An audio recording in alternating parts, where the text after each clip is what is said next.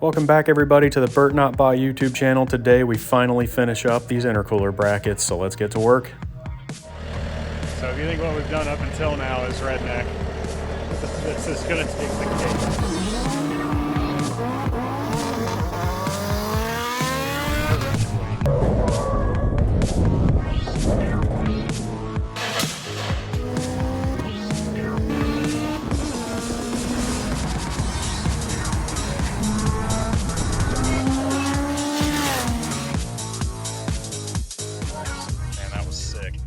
Alright, so in the last video I promised you guys that I wasn't going to put you through any more intercooler bracket stuff, but I lied. So this video is going to be a little bit about finishing that project and not leaving it open-ended, and then we're going to work on the core support in the car.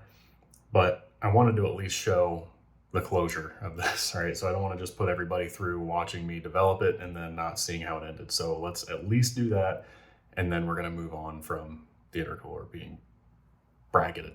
So these are the parts right out of the printer. They are still stuck to the print bed.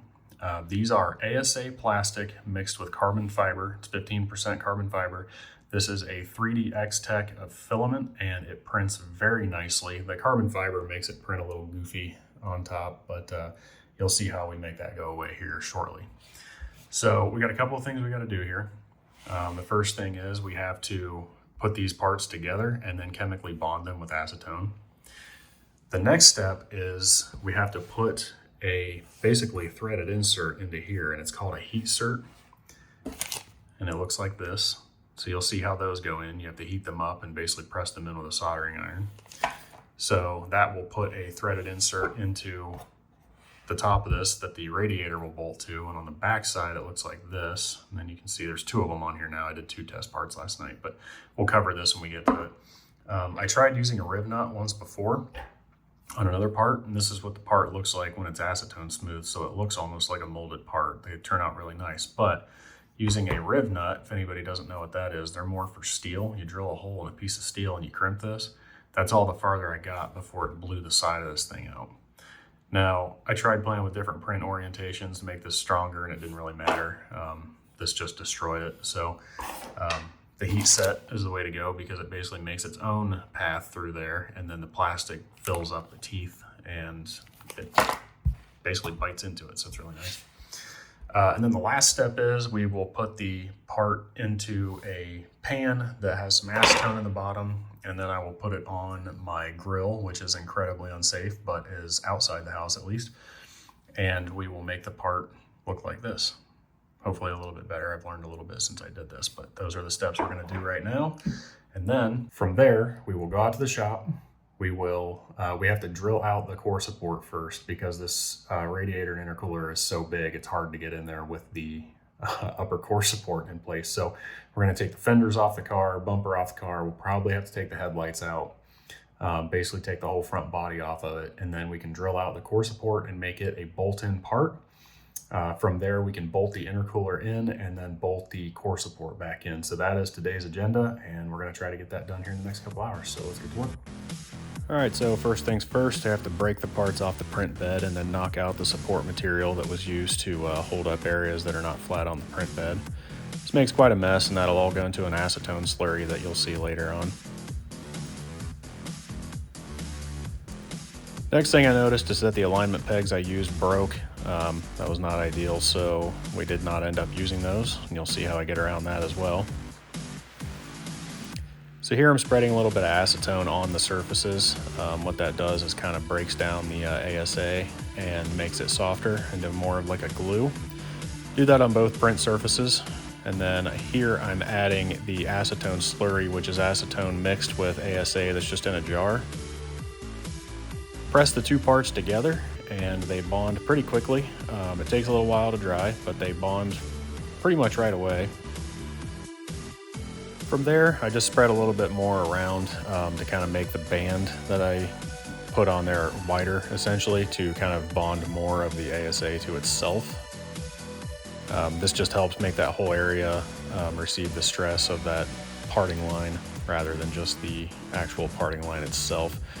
And then I use a little bit of acetone on top of that just to kind of help smooth the acetone slurry that I put on in the first place. And this is what you'll see when you're done. It's the semi-finished product. This is before the acetone smoothing on the grill, but yeah, that's what it looks like. All right, so we came out in the garage for this next part because my Roomba is in my office, literally destroying the place. It's knocking stuff over and making all sorts of racket. So anyway, came out here where it's quiet.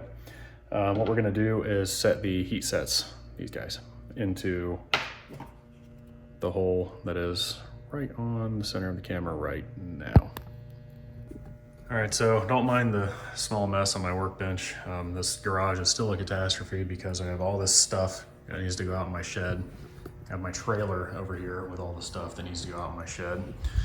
All of that stuff needs to go out in the shed, and the shed's not here yet. So once it gets here, I'll be able to kind of finish up my workspace and hopefully bring the Civic over here for the winter. And just get all these fuel jugs for the Champ car and stuff out of here. This place is a catastrophe. So maybe even get the walls painted. First thing you want to do, I don't need these, is heat up your soldering iron to about somewhere between 650 and 750 degrees. 750 seems to work best at getting through this. There is a special attachment you can put on your soldering iron that like fits to the heat set, but unfortunately I don't have that yet, so we're just going to use the standard tip. The edge of the heat set that's to the left is the leading edge, and you want that pointed towards the bolt because it's hard to see, but there is a flange on the right side of the heat set, and that will kind of keep it from pulling through this hole. So we need to come in from the back side because the bolt will be coming in from this way, and it will tighten down. And what it should look like when it's in there is this. Why aren't you focusing? So that's what it should look like when it's fully set in there. There should be a little bit of a gap on the back side, and that will allow the plastic to squish a little bit without deadheading to the heat set. So these are a couple of little test parts I printed out yesterday. That's what I'm working with here. So let's go ahead and put that one in. All right, so I'm gonna show this from two separate angles here. On this angle, you can see I am heating the heat set now. Then I set the part on the socket and press the heat set into it. And then I cut the excess plastic that squished out on the back side out before inserting the bolt to align it. This angle, you'll see the same process, heating the heat set on the right, and then I will take the part, sit it on top of the socket, press the heat set in, put the bolt in to align it after cutting the plastic out. All right, so there we have it, 2 successful heat sets. This acetone dried like crap on here, it looks terrible, but that'll fix itself later on. However, we do have 2 successful heat sets. That one is in there. You'll never see that hole, so it being a little bit crusty in there doesn't really bother me. Looks great on the back side. This one's still got the bolt in it, cooling it. I use the bolt as kind of like a, I guess, a thermal bank and an alignment tool. So I put the bolt in and tighten it down by hand just to help kind of square up the heat set with the part, and then the bolt takes heat from the heat set and cools it down faster. So our next step from here is going to be to take it out, put it on the car, make sure everything lines up, and then we will acetone bath it. Well, not bath it, acetone vapor bath it, and then it will smooth it out and actually make the surface of it a lot stronger, and will make it look more like a molded part, and it should help smooth this out as well. So it's looking really good. Let's go see if these fit on the car.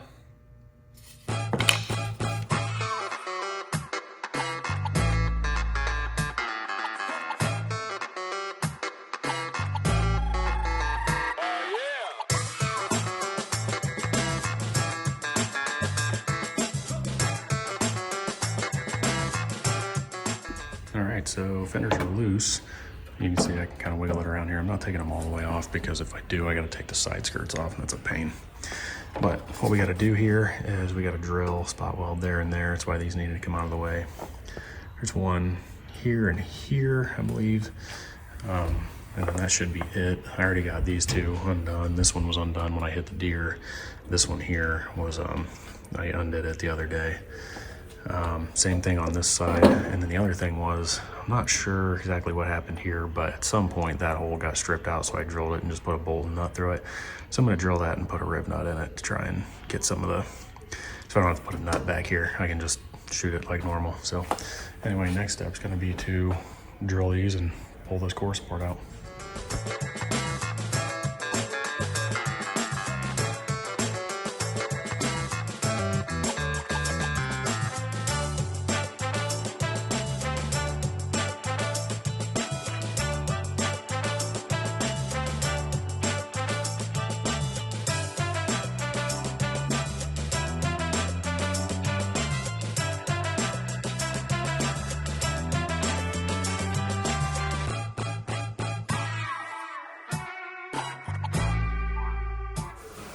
All right, well, the core support is out.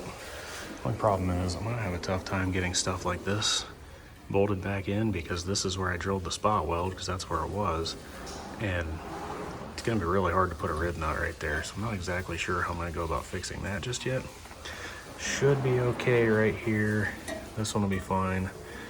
These, the spot weld looked like it was right there, and then it was right there as well. So I'm thinking this might have been a rework for a weld miss.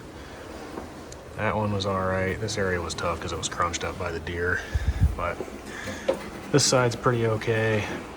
I think I should be able to work with this, but yeah, there it is. Should be easy to take the engine straight out the front now, or at least rotate it a little bit and get it through there. And it'll be definitely easier to get this thing in there. So, all right, next step here, we're going to start putting some rib nuts in this. So let's go ahead and do that.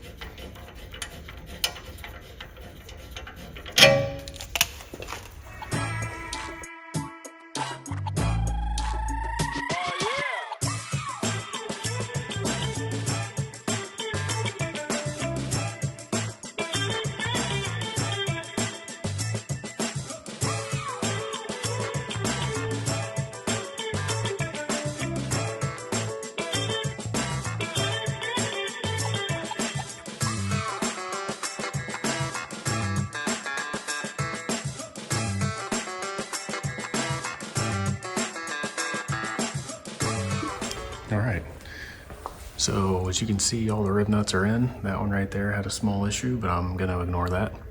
The rest of them look pretty good. And we should be able to put this core support back in here and bolt it down.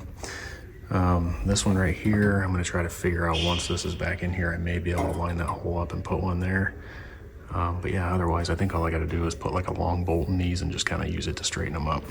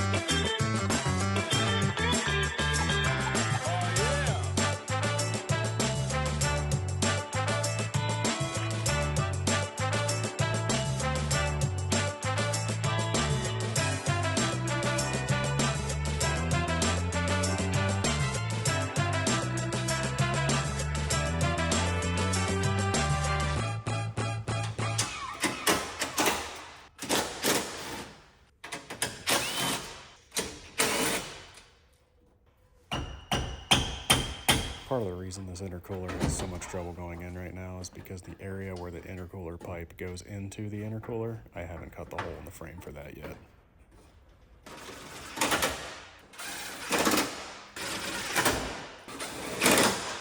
It's in there. Still a little bit of a fight, but much easier.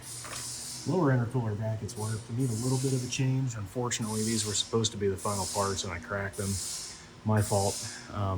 And then I guess that brings up the point that these two brackets right here, I also broke in half. So back to the drawing board on those.